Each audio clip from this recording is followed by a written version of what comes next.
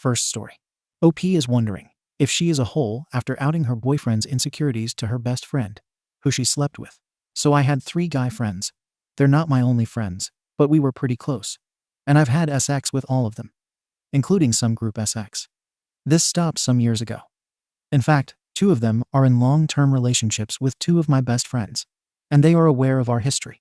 Now, my boyfriend and I have been together for about a year, and it's been the best relationship I've had. The thing is, my boyfriend is a bit insecure because I'm his first. He's also aware of my history with my friends. I've assured him that this is in the past, that I have no sexual attraction to them at all now, and that he's all I need. I actually asked my friends to never talk about this.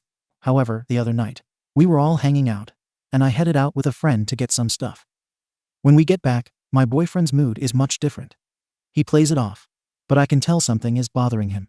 When we get back to my place, I press the issue, and he says my guy friends kept making Eskimo brother jokes and how he got the leftovers. And I tell them about how good he must be if he can satisfy me the same way all of them couldn't. I was furious and confronted my friends. They kept saying they were trying to man up my boyfriend since I told them he felt insecure about them. My boyfriend kept trying to save face, saying that the past is the past, but I can tell he's feeling down. I decided to cut off my friends because not only did they disrespect my boyfriend, but also me by calling me leftovers. My 2 best friends keep saying that it's not a big deal, and that I and my boyfriend are overreacting. Also, how can I make this up to my boyfriend? I tried to show him how much I wanted him by initiating sex, but he hasn't been in the mood. Comments. Southeast. I mean, your friends consider you leftovers. That's pretty much all you need to know about how valuable your friendship is to them. BCPR04. Those aren't your best friends. You don't talk SHT about your BFFs like that. Good riddance. Also, as advice for the future, do not speak about your relationship with other people, especially if it's something embarrassing for your partner. I don't care if they are your best friend or just some acquaintances. Talking about personal stuff with others that your partner barely knows is disrespectful. Everything should be kept between you 2 and discussed in private. Key requirement 18379. NTA for cutting off the 3 guy friends. If your other 2 friends continue to make you feel in the wrong, I'd cut ties with them too. You are the arsehole for telling any of them that your boyfriend was insecure about your past. You broke his trust, and it's going to take more than initiating sex to gain that back. Judgment. Mixture of NTA and AITA. Update. 2 days later.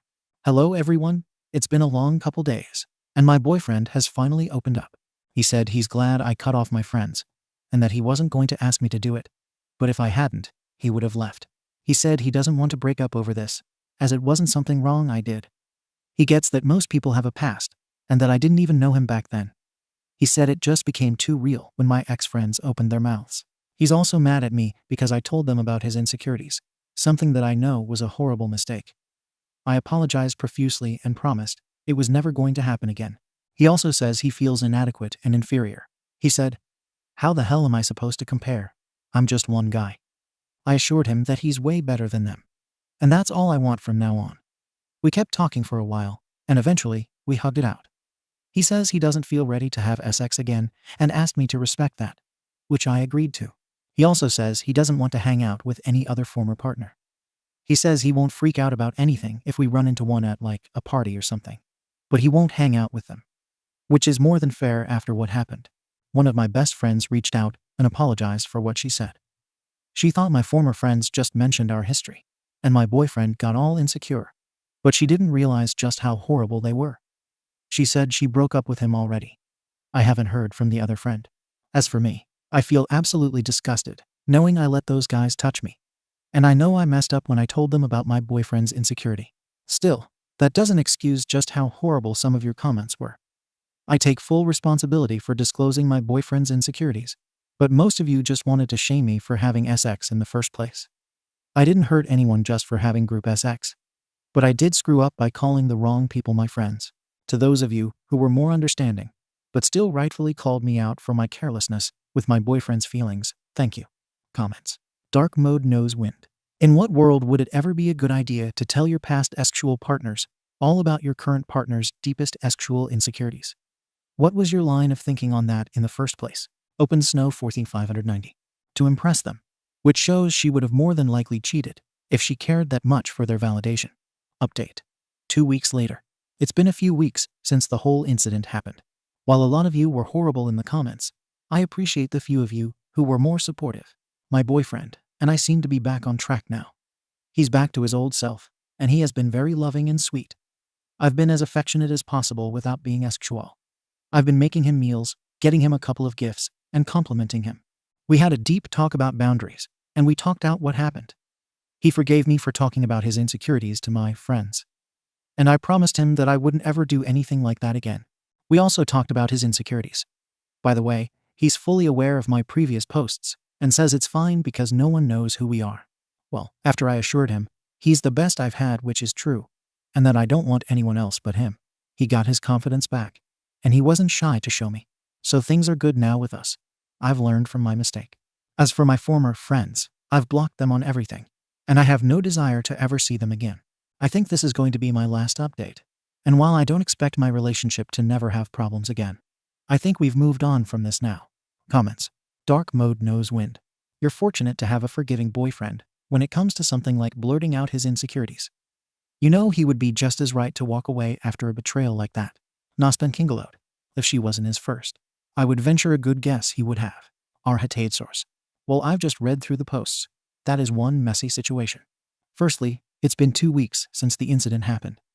It's far from over, and you two are obviously not over this. It's going to take time. We also talked about his insecurities. He is not insecure. It's a very normal reaction. It's not like he heard you had 3 boyfriends before him, and he doesn't like it. That's insecurity. You told about his issues to 3 men you used to F, and who tag-teamed you seriously. What were you thinking? Then they used the stuff he told you in private to torture him. You did a good job cutting the dudes off. It was probably not a smart idea to introduce them to your boyfriend at all, or to keep associating with them when you started the relationship. Good luck and Godspeed. You'll need it. To be honest here, you're lucky he is inexperienced and willing to put up with this crap. Second story. OP is a widower who started dating. His girlfriend wants to visit his wife's grave. OP have conflicting feelings about it. I am one of many who lost someone in that damn 2020. She was my world, and we had our future all set up. She wanted children too by 2021, and then she was gone. I felt I had lost all sense of purpose, and after an agonizing year, moved away not too far, but not close either. I didn't feel like I could breathe in that town. Still, every Saturday, I get back and visit her resting place. I just functioned for about 2 years. I am not depressed or anything like that, but I just functioned. Until I met who we will call Ada last year. We started talking and hanging out together. She can be a bit haughty with people she doesn't know well, but I was surprised to find out how sweet and kind she is under the ice. She gave me something to look forward to again. She likes to do most of the talking herself, which is fine with me because I never know what to say.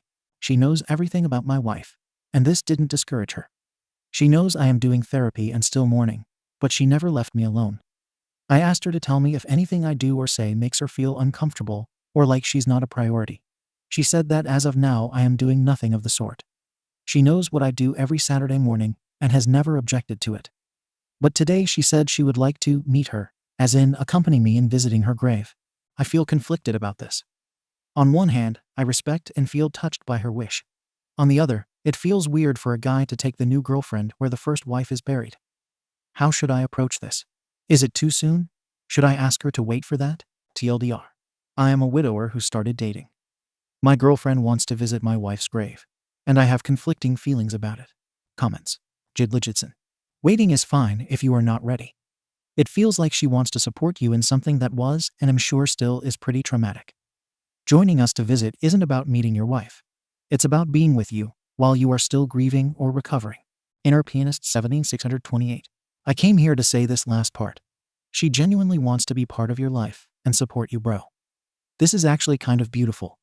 On the flip side, it's totally understandable that you might not be ready though. OP, thank you. I admit that one of my biggest concerns is that I don't want to take advantage of her goodwill, even unintentionally.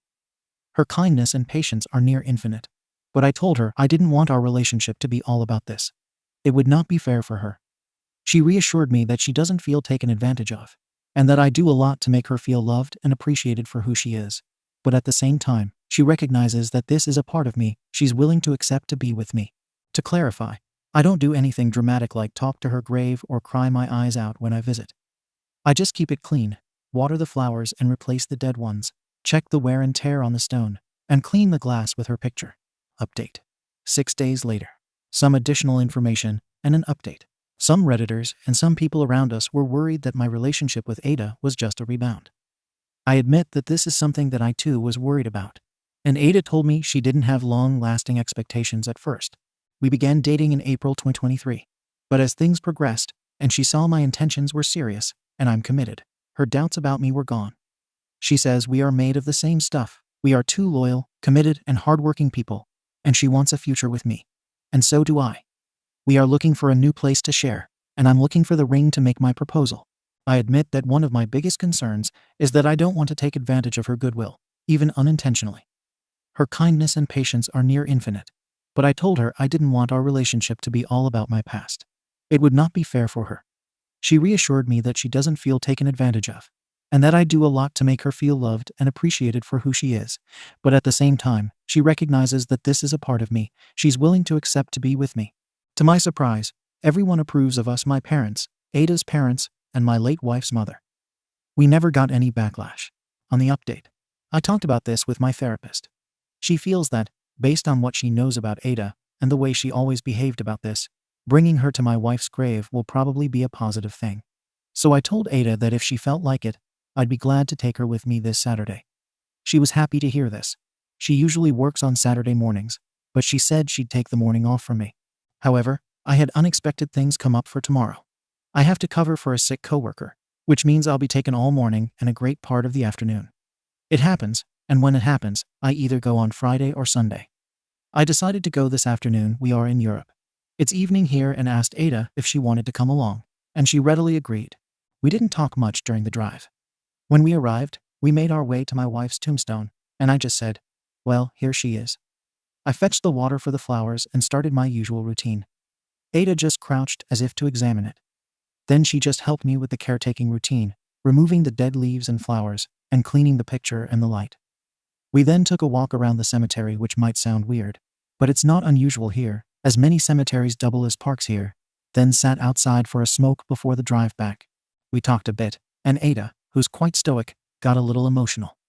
She was happy I had let her in on what for me is a particularly intimate and sacred place, but also shaken because, after all the talking we had done about my late wife, she subconsciously thought of her as someone she'd want to meet and be friends with. But seeing the grave reminded and cemented the fact that this amazing woman is gone.